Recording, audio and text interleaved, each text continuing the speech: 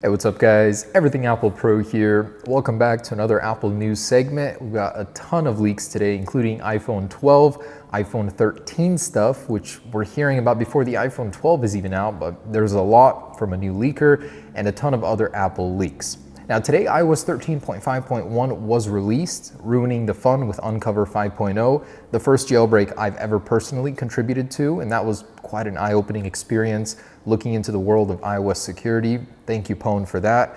There will be more 0 days. Oh, and hey, Pwn, if things get a little too hard for you, I hear that there's a new segment that might need jailbreaking soon. Just amazing that jailbreaking is still happening in this day and age. iOS 13.5.5 Beta 1 followed shortly after, and this includes some hints at a new audio section coming to News Plus. MacRumors was able to discover some features and glyphs in iOS 13.5.5 that directly relate to audio support for Apple News Plus and depict the new AirPods Studio once again. Those are coming very soon. An exclusive from Max Weinbach, he's saying that the firmware has been finalized. They're ready to be flashed onto the production units, so that launch is happening imminently, likely at WWDC. Oh, and this is the last day for the 4 iPhone 11 Pro giveaway. Also regarding phone rebel cases, so we started shipping frosted. If you haven't gotten your tracking, you will this week or early next week, depending on your positioning in the order numbers. Crystal and Rebel will follow, start rolling out on June 8th. And for everyone that does have tracking, it takes 3 to 4 days for it to cross the border and then show up in the system.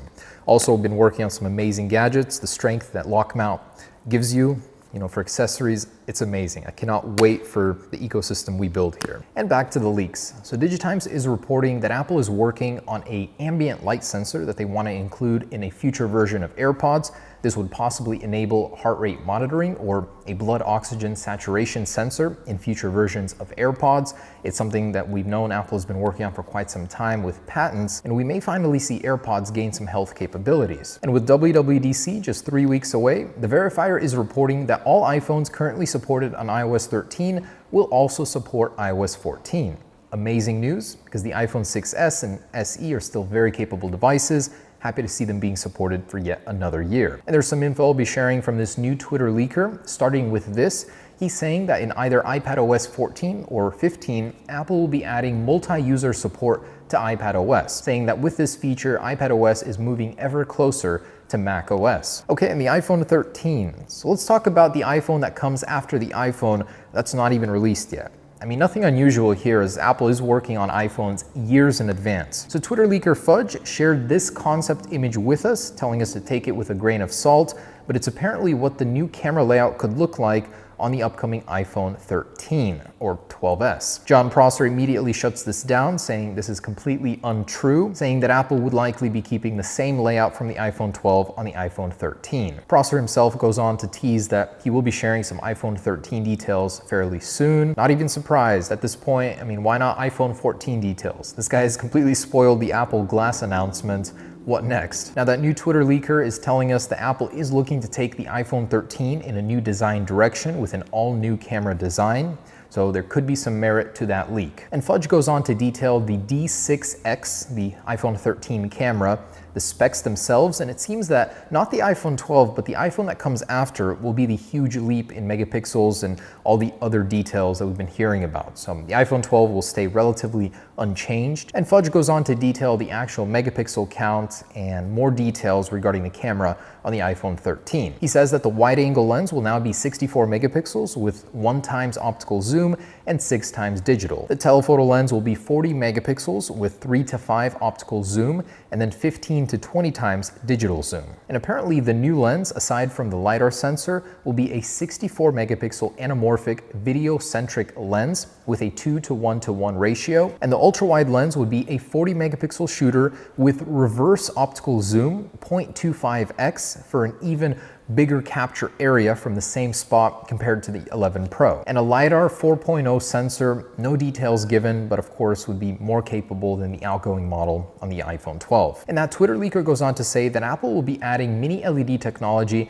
to the iPhone 13 Pro and the Apple Watch Series 7 in 2021, along with the iPad Pro and MacBook Pro. So finally, mini LED is happening, just not this year. He also goes on to say that the iPhone 13 Pro will be all screen. So no notch not happening in 2020, happening in 2021 on the Pro models, supposedly. He goes on to say that Apple will be adding reverse wireless charging to the iPhone 13 in 2021. And you'll be able to charge iPhones, AirPods, or another iPhone on the back of the iPhone 13, and that Apple will be adding this feature to the palm rest on MacBook Pros. Also, another reminder by Fudge that we will never see USB-C on an iPhone. Apple will be going straight away to the smart connector in 2021. We got a quick glimpse of that in the earlier iPhone 12 prototypes, not happening this year, but happening next year. And this new leaker does confirm this, saying MagSafe will be available either on the side or the bottom of the iPhone 13 in 2021. Apple is skipping USB-C altogether and going straight to a portless future. And lastly, this leaker says that Apple might be ditching the iPhone number naming altogether, and the iPhone could just be iPhone Pro, starting with the iPhone 13. Okay, and moving on to iPhone 12 stuff, Macotakara has once again shared CADs, 3D printed CADs of the iPhone 12 lineup. There's really nothing new here, not sure why they're sharing it again, but they do confirm that the SIM card tray has been relocated to the left side. This new Twitter leaker shares that the iPhone 12 base model will also come with an 18-watt fast charger. Currently, only the 11 Pros have this in box. And an iPhone 12 logic board has leaked, more akin to that of the iPhone 11 than of the 11 Pro.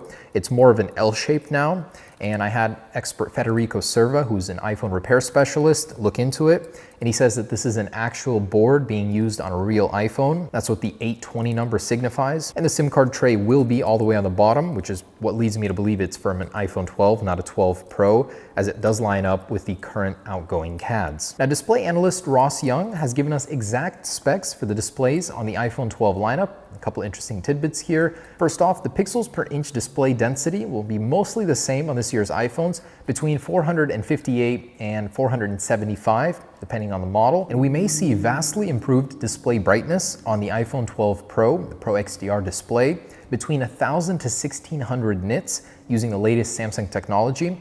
Now, this hasn't been calibrated properly on the Samsung end. They don't have the capability to do 1,600, but it will definitely be more than the 800 nits on the 11 Pro. And Ross Young does believe there will be a 6-week delay in production, so likely an October launch. And Ross Young also gathers that a 120 Hz display will be more likely released in 2021 when the LTPO technology is actually available on the iPhone. Again, it's still possible that it could happen on this year's iPhones as rumored. It'll switch between 60 to 120 Hz. It won't necessarily be fully variable where it goes from 1 to 120 like it would with an LTPO display. And Ming-Chi Kuo reports that this year's iPhones may be the first without wired earpods in the box. This will do two things for Apple. One, save on production costs, keeping the prices as low as we heard that they would be, and be more of an enticement for you to purchase AirPods in the future. There's also a new NFC specification, which Apple could use on this year's iPhone to enable reverse wireless charging. It only enables a 1-watt capability of this tech, but it's something at least. In any case, it will happen on the iPhone 13. And this year's iPhones may be the first to support the new Wi-Fi 6E standard. The E stands for extended, so it helps with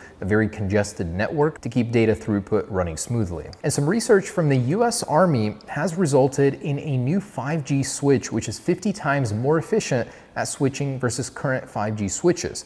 This would enable an insane difference in battery life on future iPhones or wherever this tech eventually ends up. I mean, it's optimistic to think it'll come to an iPhone, but it's great that this tech is out there. And John Prosser has reported that we're more likely to see an October event based on the way things are going, and then a launch later on in November for the iPhone 12s. And Digitimes is reporting that Apple is prioritizing production for the 6.1-inch iPhones first, as those likely will be the best sellers, with the Pro models following after. And Cohen Investment Bank is reporting that the iPhone 12 is more likely to launch in November based on the way things are going, and Apple is reportedly ordering 13% less iPhones based on the demand that they see. And Fudge is reporting that it's possible we'll be seeing an ARM MacBook sooner than we expected, with the new Twitter leaker chiming in saying it could happen this fall. And Twitter leaker Love to Dream is reporting that the micro LED Apple Watch Series 6, which we heard so much about, not happening likely, probably slated for 2021. So the same display on this year's Apple Watch. Jeff Pu is reporting that we'll be seeing a mini LED iPad Pro, iMac Pro, MacBook Pro rolling out in 2021.